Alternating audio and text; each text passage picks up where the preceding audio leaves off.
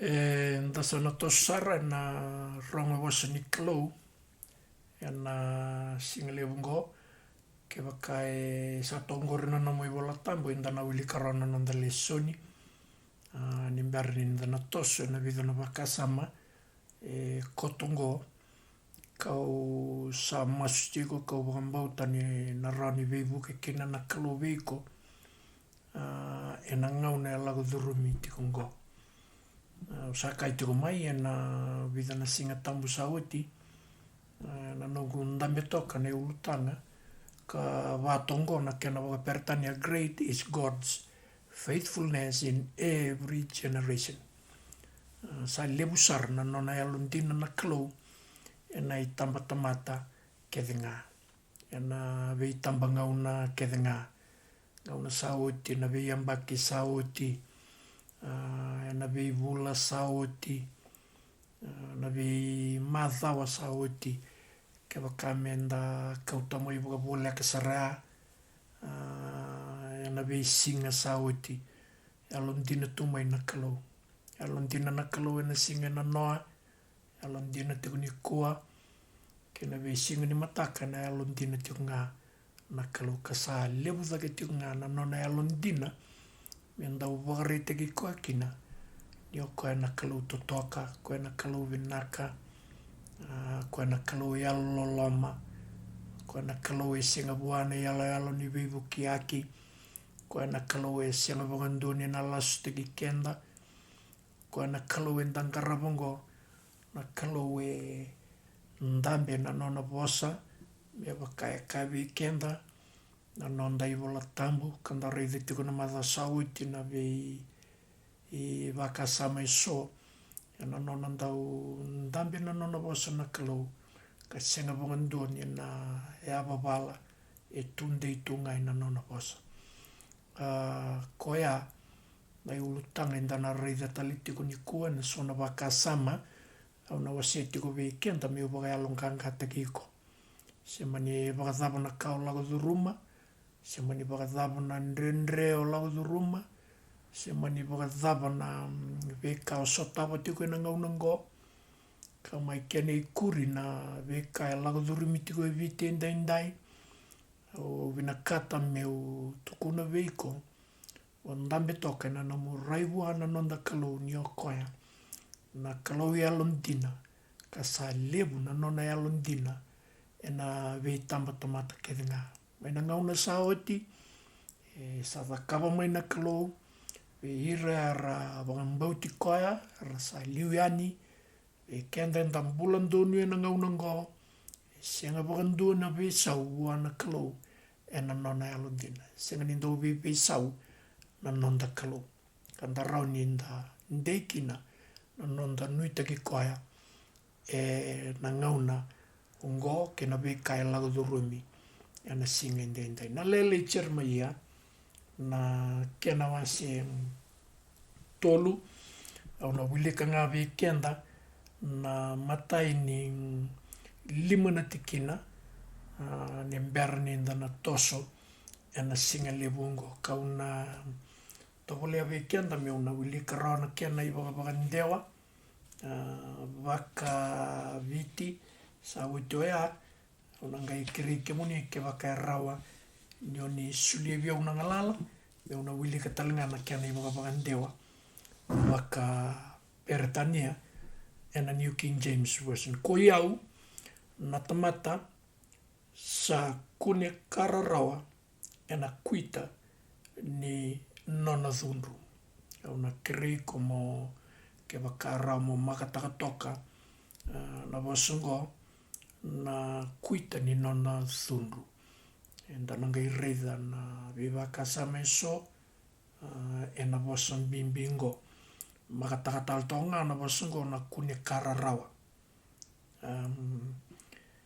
sa tumberi au kokoya ka kauti au kina mbutumbuto ka sengai kina rarama sa buki tani ve iau kokoya ka sandua tani ve iau na lingana na singa kambongi kena malembalea na singa mbongi na ve ngau na kedengai ni dua tani tu na linga ni kalu vua na profita ngoi na nona mai lave seriti ko kasalawata na masunia lona ena nona wasati ko buana kalu ena nona lelengo i vola leka sara lima tiungana wasini vola livo na i volango kama i sobaraka kina na lona o Jeremiah ena ve kai lago duruma o koe ka semativata na ve kai lago duruma na matanitu o yana bunu o Juda. Ka ve kenda na tigane tolu sa vugitani ve iau kokoya ka sandua tani ve iau na lingana ena singa kambongi. Sa waka budataka kokoya na liwengu keina kulingu ka musuka na suingu. Sa virimbai ve iau kokoya ka sa waka puli tiau ena kanganga keina otha. Na kena waka peretania ve kenda tuna vango na Lamentation chapter 3 from verse 1 to 5. I am the man who has seen affliction by the rod of his wrath. He has led me and made me walk in darkness and not in light. Dona wasambimbi koe tokai kia ena tikine rua o ke rea mo tonga mo ronio notaka na wasungo ena kena wakipiti satumberi au kokoya ena kena wakaperetania he has led me and made me walk kena imbali tiko ya ni ndua na vanua ya wakatarana kalu ka kauti Jeremiah kina. He has led me. Satumbiri au kokoya ka kauti au. Kena imbali tiko ya antana kai vitalo na otaka na vi tikina bimbi na kena labi titungo na wakasama maina leso ningo sa da kila kina ni kakethe lago durumi kila vina katuna kalo. Surely he has turned his head against me time and time again throughout the day. So na kena wakasama tuna bangona day and night. He has aged my flesh and my skin and broken my bones. And then in verse 5 it says, he has besieged me and surrounded me with bitterness and woe. Andona ka in the reasoning nona mai lele tongo me sere tiko Jeremiah mai sobaraka tiko na lona buana kalo ina ve kai lago duruma. O Jeremiah ndovira na profita na vinaka menda reida rauna keni tukutuku meroni matata tiko vikenda i vida na ka na nonda tosu chungo membele tikoya koe tuku na vango koea koi au na tamata sakune kararau ene kuita ni nona thumru o zei na nona thumru na kalu koe tuku na vango ko koi au o Jeremiah ndovira na profita sengone ngana koe whakambauti ni seti kona amba ke rosa ngabulu ena nandra wakandindike nandau wakandindike titumbo ne wala tambo ne tukutuku ki Jeremiah tuku ni talanga vango ni sama i teke wu me thaka waka profita ndaro ni reidaya ena Jeremiah na kena wasi ndua kena ono na ibola koe na ibola na Jeremiah rani na tomika mai kia zuro koe me mai thaka waka profita na bono e chuta na katini katulu ni ambaki ni nona veni utagi tiku mai waka tui o Josiah mai uti ane Josiah ra zuru mai na vei tui tale so ena ngauna ni veli utagi chuta tunia mai na ngauna ni nona thaka waka profita Jeremiah Wasungona Jeremiah kini malambala na nona vikadhibina kalo whom Jehovah has appointed. Yana I tuku leilei sara mena ramba ilevu ni vika indaroni ulida membaleta na turanga koe mai sereti ngo, koe mai masungo, koe mai leleti koe na kiani waka ndia waka viti, koe tukuna na iwola leka ngo, ano na lele o Jeremiah. Enda reida talinga ni waka madhala taka o koea, ena nona tukuna wango ko iau na tamata sa kuni kararao. Ena kuita ni nona thundu na kalu. I am the man who has seen affliction by the rod of his wrath.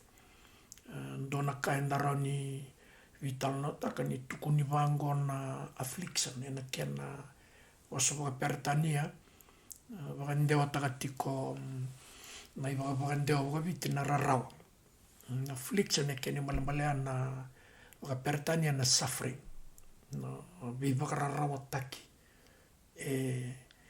Vanana wakasama ena nona wasatiko o Jeremiah me tukuna wango I am the man who has seen, maybe we can say who has experienced God's wrath by the rod of his wrath. Ni vital no taki na rod enda tukuna tuka kena malambale ena wakasama ni nduana na stick, ndona kau. Kene mbalimbali ni ke waka inda waka ramba ili utaka. Na nonda reida na waka samuga na nonda tosu. Minda vital no taka manda na ndrendre. Koe tukuna na kene waka manda hichuku na kuita ni nona sundu na kalu. Nda le stale na waka samambimbi. Ni affliction. Affliction means suffering. Na nungu waka ndia taka wawita na waka rarawataki. Difficulties dan rendre lagu durumi burden yang daroni kani wakain dua ni zolo waka tangari me roni waka bimbi takakina ni lago na bekai lagu durumi ena kararao daroni tukuna ni there's a problem. Affliction also means problem. Na lenga endo mbasika na rarawa kuni mai ena lenga enda ulago durumi. Ena viva kararao taki, ena ndrendre, ena izolozola mbimbi, ena moshi, hardship, pain and trouble. These are all the meanings of the word affliction. Koroni utumi karama ina. Ni mai waka madhala tingo Jeremiah. Ni waka madhala taka na rarawa, affliction.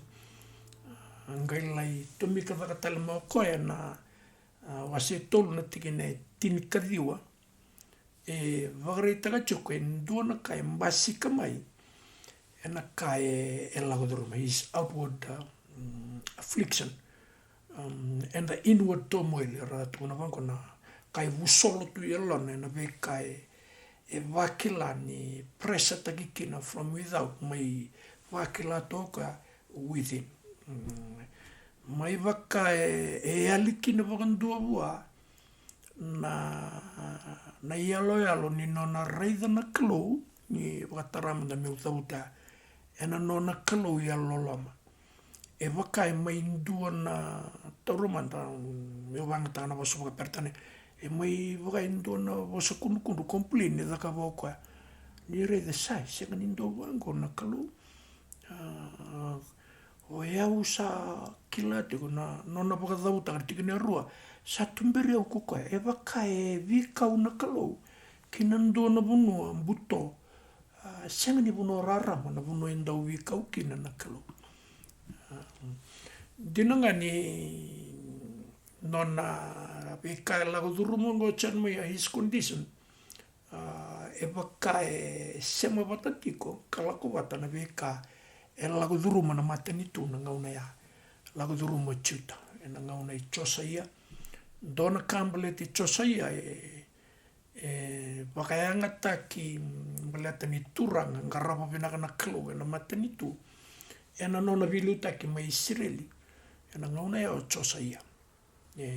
Whakarorong i ngarapa pinaka na kalau, koea e lewu na kai, e whakathapu tako cherma ia i maroroa, mele te ni kilati ko na tūthake ndo na profitongo e waka tūthake te ki koe, na matani tua chuta e na ngauna ia, na kalau, mele te meroni vivu ke, e na veka medha kapa na matani tu. Ni nda wakawilika na i wala tambu, nda wakawilika na kenrei tukutuku na kaya wala na tui, matai ni keni karua, matai ni wala ni tui keni karua, na veka sataka na vengau na matai keni karua, sandona kana kena wakathabu taki kena na ve tamba tamata, kena ve tui rambula mera ve liutaki. E na ngauna ngā, e waka mera lako tani mei kina, e nei wakaro, wata kei na lewani kalau, me baleta na nonrei lako. Na ngauna ia e nda umbasi ka mai kina, na nona thunru na kalau. E nda umbasi ka mai e senga ni ndau, ni toro manda, e senga ni ndau thunru tu waka vitalia na kalau.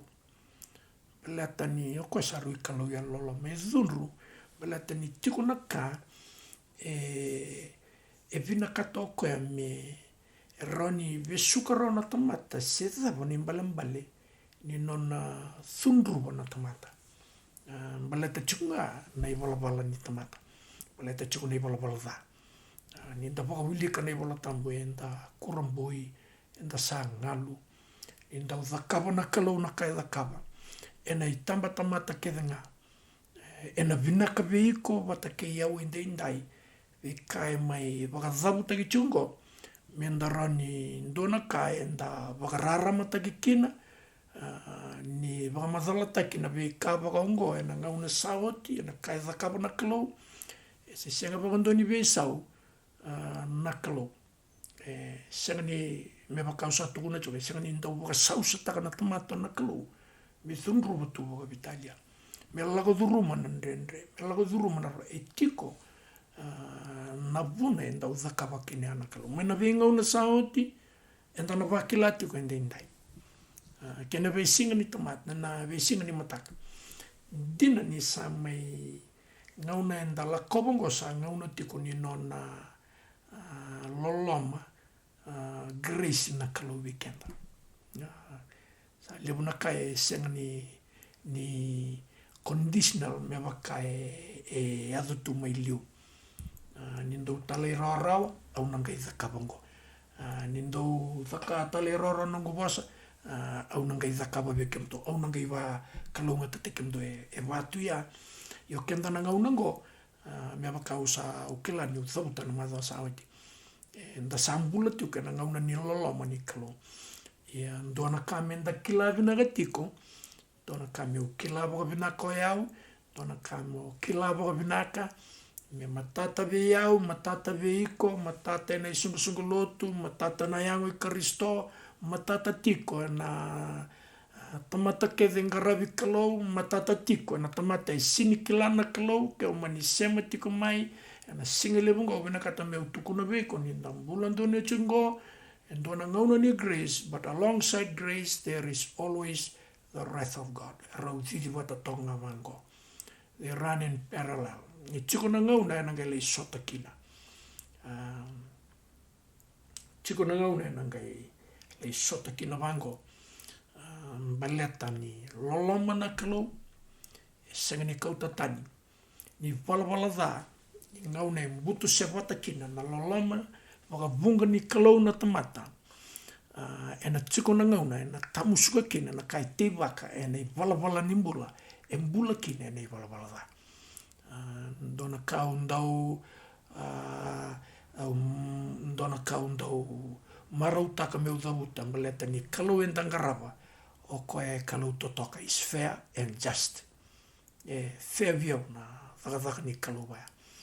Tena ni kalau ne alololoma, pina katoko e mendambula tau thoko, e sing nona inaki na waindona tamata me rusa, e nona inaki na kalau, mendambula tau thoko. Baleta ni o kenda, enda enda imbulu kani kalau tarik kenda na linga ni kalau me mbuli kenda kanda kila kina ni saru loma ni kenda baka tito muna kalau iya me baka usa baka tabu takatiko ni ngauna butu sebata kina bimbi o kenda na bulan dono chuko na ngauna ni grace ngo me buke kenda na kalau sanu gumas chuko me buke kenda na kalau nda reida na ngauna ya Judah was down o klani usata buto tingo but not out lago duruma ndoko ulu somberana beka lago duruma chuta baletanga ni saya wana kalau na buku non rivala bala erending taka merambula kina raya wakana kalau mai wakila na vanua undo tukuno tuna ngaune lenga kina na veliu taki ena lenga keve ire rabaru rumi erukunra ya biau it's toto wata kedenga veliu taki ni dona vanua veliu taki ni matani tu veliu taki ni songo lotu veliu taki ni matavu vale ngaune lenga kina na veliu taki lenga oire ara liu taki balatani san ron rumai na wai senga ni binaka vira kede randambe ena rukui ko e veliu taki ado waka kina na vi tamata ni mai otien na nona veliu taki o chosa ia vira to kede na ngai muri mai san dua na ngauna bora ko e tarabi chosa ia senga ni ndende na nona veliu taki lako duruma na bono chuta na rendre nda vita lota chungo na affliction nda vita lota na rarawa ke na kuita ni nona thuru na klo the rod of his wrath me ba causa tu una chico senga ni nda uza ka tu boga vitalia na klo ya da ka bombaleta ni indonga na ka engai vakila o chermai na nona biuta mai na wase tolungo ena lomondo ni rua na wase la itini na rua na wase vake na lima dua ke na rua ngai dhuruma ila mana tulu baleta merani mai suli e kine ndona yalo ni vivaga yalo ngangata ki veiko wata ki au ena nonda roni tumika mai na vivaka samaya me mai vuke kenda ruenda indai vuke ana no mata vuvale vuke ana no mumbula ke vakao ndambi tiko liutaga tiko indona mata vuvale re indona ngauna do anda usema boga bola ka buana kalo mai indona ngauna ni rawakasa mai vakamo mo tosoi ena mbula ni no musaroka o sa wila da bona kalo vina kata me o boga alonga ngata giko na single bungo ni vei wase ni volongo e boga durumi mai kau kila ni vina kata na kalo mo rongo dendai ningo eroni nduana inunu e suleviko enduana kamo nuitaka den dona ngauna lago duruma tiko mena ngauna vinaka o lago duruma sa mai yao buana kalo sa teka bu lago duruma ngona ndrendre sini kene mbale nina tunga veiko na ndrendre ena vei ngauna kevenga mea dhavani ena vei madhavani aliani na buruburungo sa o lako yani je sa mani liu manu torang siak chiko indona nui Ronyo lelebata ki chermai ani kua ena tikina tinika diua rosanga bulu kan dua rosanga bulu karua i pangamadala taka okana vika kede lago durumi na ndrende chiko indona nui baleta ni kalo okana kalo yalon dina ena vei tamata kede nga karoni dina veiko na singile bungo na kaya modakawa e matata veiko sarere o na kilatiko sarere indona ngauna endambe tiko na matani lomi loma o na nui o chisu kandona ngauna ngo sa na be kanga indau lakobe na bulongo na be ka eso ko e voka puna tu na no musa te ka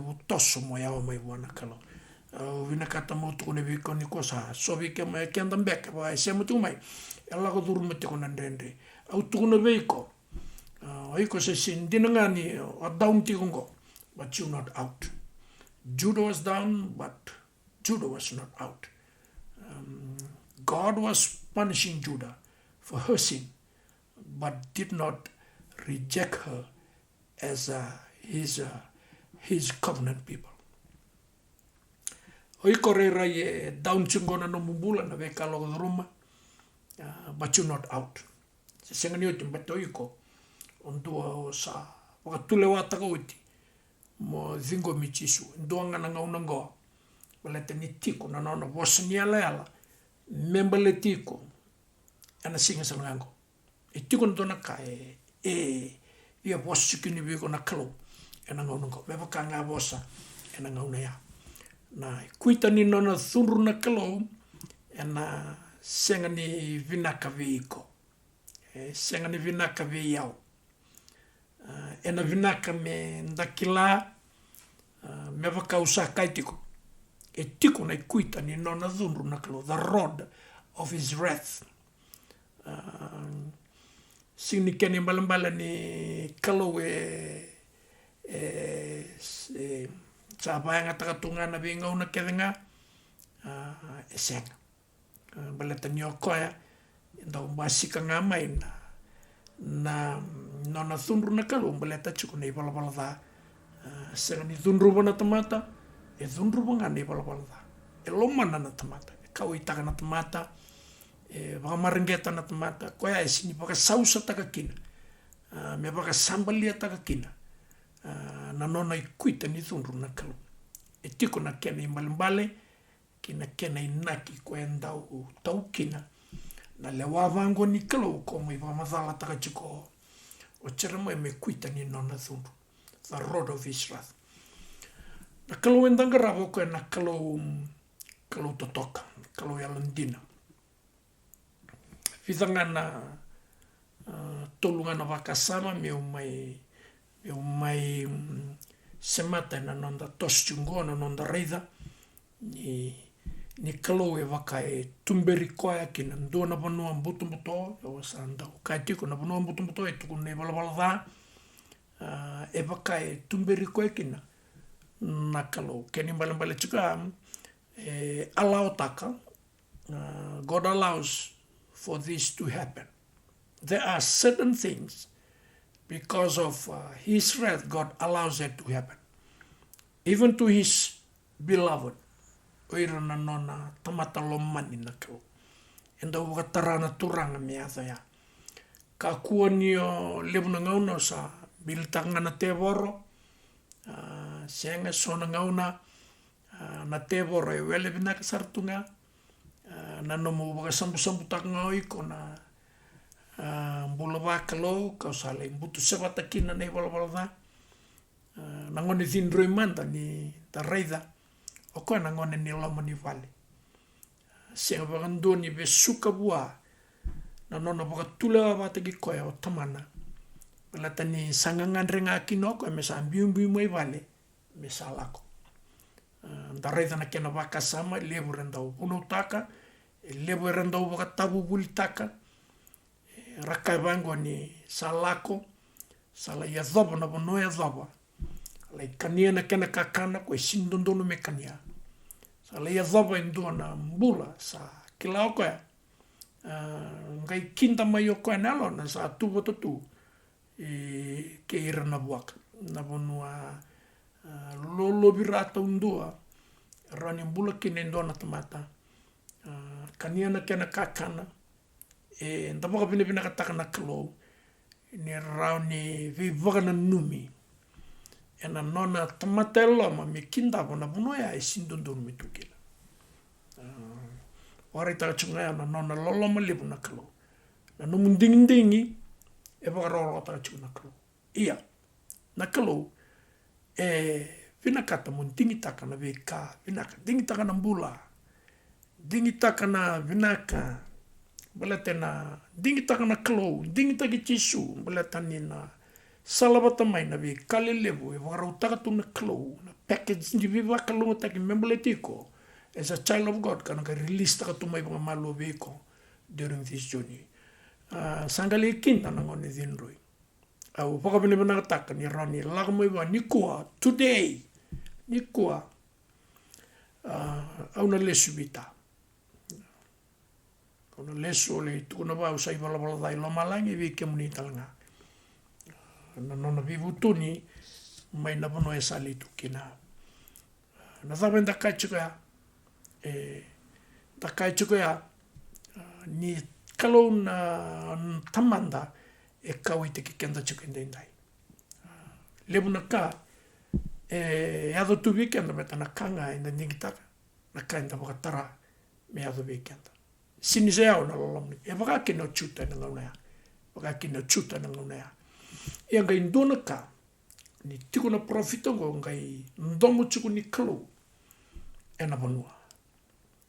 Ndomo ni kalo e na matabu vale. Ndomo ni kalo e na tamata yandua.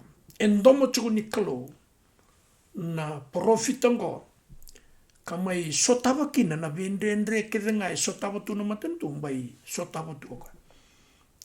Dona kau marutang na kalo ni rani waka tuza kataka so me tangi da chuku na matani tu na ngauna ko. Ke muni na liu ni we songo lotu e so ke muni ni talatala vinaga waka lebu.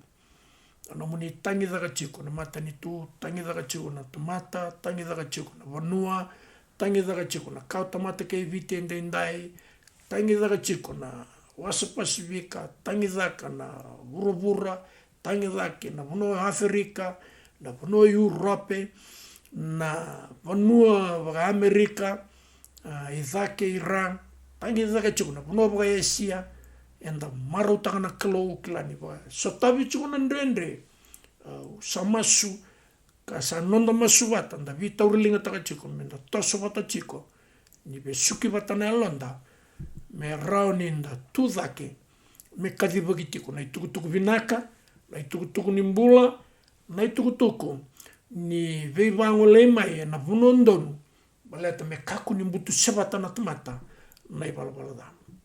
E vidanga na wakasaba, God is sovereign over the events of men. Dona kainda, da rani ngele redongo, ena wase tolu, ke bagai tiku na namu makataka na namu peni mabla, ena wase tolu tiki na tolu sanga bulu kavitu kina tolu sanga bulu kawalu.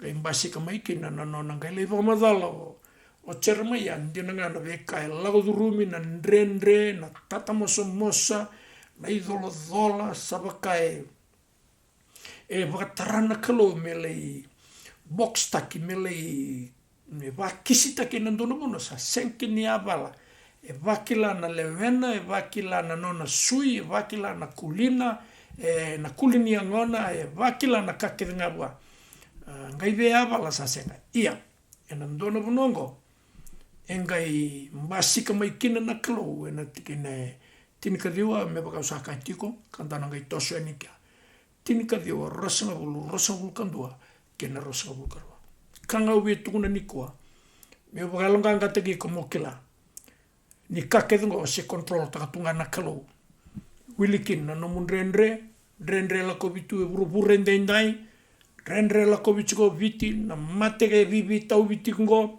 na kakedungo indondono mendakila. God is sovereign over the events of men. Even na kakedi basika mo kompleta e solaka. When na lebu na kainda lo domingo se control chunga na kalo e bakatara na kalo kanda baka bina ta chukin na kalo. Dona kai ndondonu me taurikenda chuko bakoko. Dona kai ndondonu me lavetikin na londa na nonda nuitaka na kalo. Ena nona ya londina na vi tamba tekelenga. Ndau marotaka ba lebu ni roni vandite ki kenda chiko na kalo me tukuna vi kenda is sovereign over everything, even men's doing here on earth, sovereign chunga na kalo. Elebu tunga na kalo. Eba ka tula wa chunga na kalo. Ena kita chunga na nona vimbiwa kana tamata na kalo. Uno position taki kina, you're not by surprise. Kaya baka chiko tala kina, enandona ngauna, na kaya baka dondon tanga na kalau na uno chiko kina.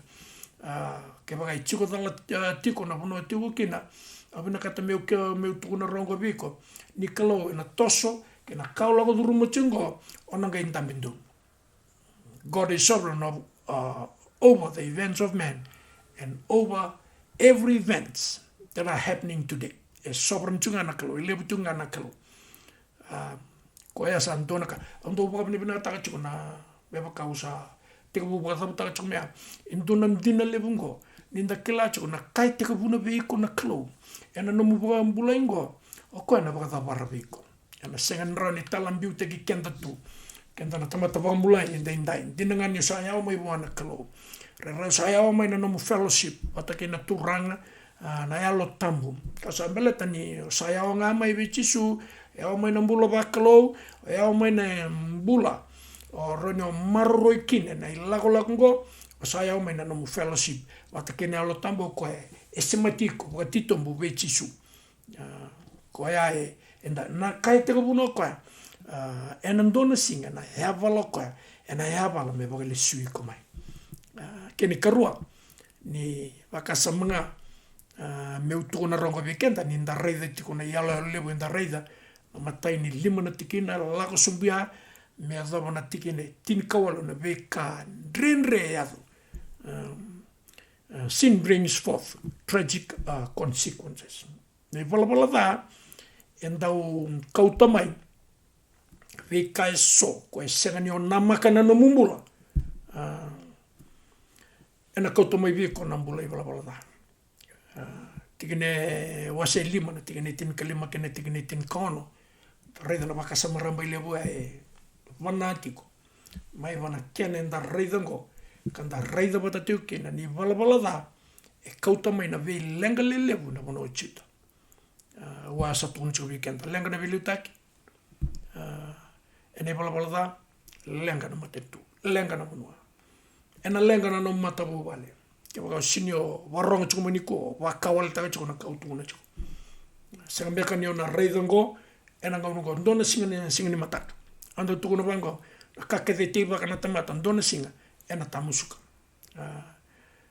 Kunukune taki, ni bala da, ndona singa na sudu. Ndona singa na wakaritaki mai daki ni sa sudu. Sa basika mai na buonika, kunukune taki chukuna no mutamotelam. Sin brings forth tragic consequences. Sona kauna sanga punto ni nama kani na basika. Dendo ndomu ni kalowe ko na singale ungo. Dendo ndomu ni kalowe ko mokila. Ole sumai wana kalo. Ta sumai wa mbala kambala tana hono la ko chikene ngori. Ke baka senga ni o. Tamusuka iko na no mumbula tingo eroni rato lenga. Na chiko baka rurungi rukumu. Ena bulu ni nomu vilu-taki. Ena nomu matabubai. Kena katolu weekenda, meu tinekina na wakasama ngo, ena nonda VOC tikuna single minundai. Obina kata me tukuni weko, there is hope in the darkness. Ndino mandangani o sa tungo wana mbuto o tukina. Sa sangbekani o kunia na rarama, na webuno no mubire kitu sa wakae. Buto ke nga weko na sala. Daron reda na wakasama ya na lele charmera tolu tin ka dio ke na rosa bulka to. Sa wakae buto na kake nga weko. Au na kata weko ni ndona bono e chiko kin nei nui. Beba kangai kinda bo charmaya nona wakatutu sa toko ko na weka e lago roma afflictions na rarawa na tatamosa-mosa na bimbi ni dola-dola na lenga na tobi mate na mate there is hope in the darkness. Even in the midst of affliction there is still hope. And a loma ni mbai ni nomurarawa esi chukngani nui veiko. Paleta ni kalo o koe na kalo welatina. Konga mituna kina kaya ngai ndona kaya lako mai wana nona na numa. The back of his mind, then he remembered the faithfulness of God. Sangkai wakana numo koe na nona kalau yalo tina. Na kalau totoka. Endang karawa tiungo. Sa dona kainta maru taka kina. Rondo na nanda masu. Anangai nda tomana chukuna viwaka samunga na singa tambu. Mayongo. Kaya manila ka duro chukuna ndendre. Affliction. So weekend sa ati ko wakilachi ko na kuita ni non thunru na kalo mbaliti kenda. Abina kata meo kavi ko kalo salamani ko tikunga. Senga ni thunru ko na kalo na iwala nga nimbula.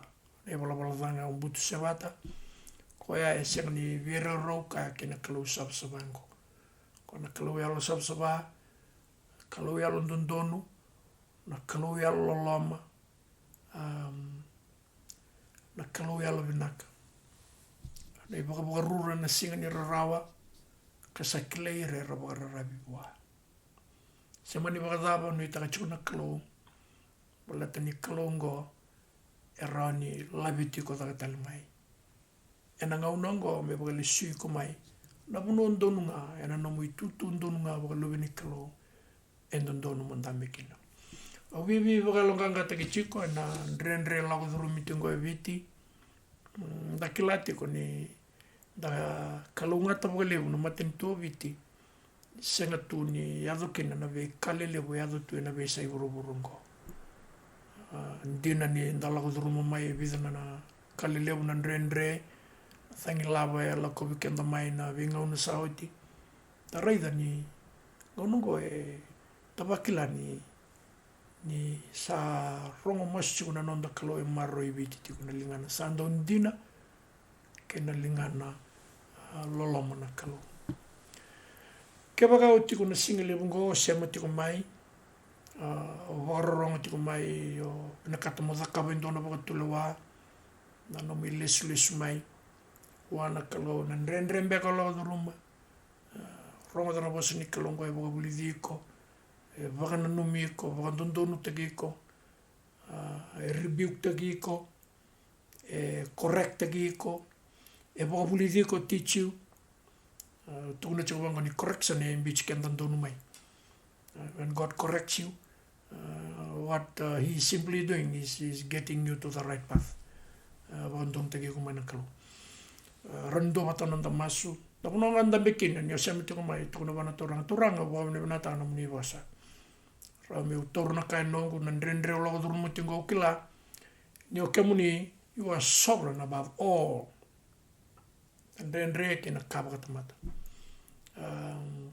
o kila ni chiko na consequence ni vika maleta ni balbalda o kila talanga out of all na ndrendre na buto ndambeto kingo there is hope ni tiko ntona nini baleta tiko na nomoni kalau Alondina kalau ni alondina mai na vi tamata mata sauti oni na alondina tiko via wenda indai e pato kan ibola ni alomu ya saron no munga kan masiko wana toranga to na waturanga ni bosotiao nungu ya mai vike muni na vale na vi kala do rumai bo bulidiao kon sal ni nungu buli ave kala do rum tingo roni bulida na pono mo bando no tike ukina ene laulango ke muni na kalo ke mami baka ni na takana muni bosa e ke mami na singale bonde indai na wale muni senga ni nandua even senga mandanga ni ndona kai na kautalevi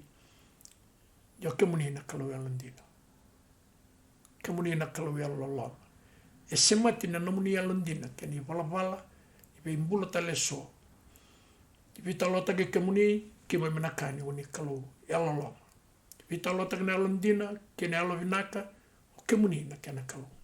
E bola no muni bula. Immutability, baleta ni sanga ni bebe sau, o kemunia, o ni tunde na no muni was. Na wale na no muni betingo, na be masu ke de tabuti na singa lebungo. Ta masu turanga. Na elo tampu muni bukeira, ena I kala obo werabia kala kina. Kima mikila te ni ndrengo, ena oitian. Na wale ni roni wakarau te kimami.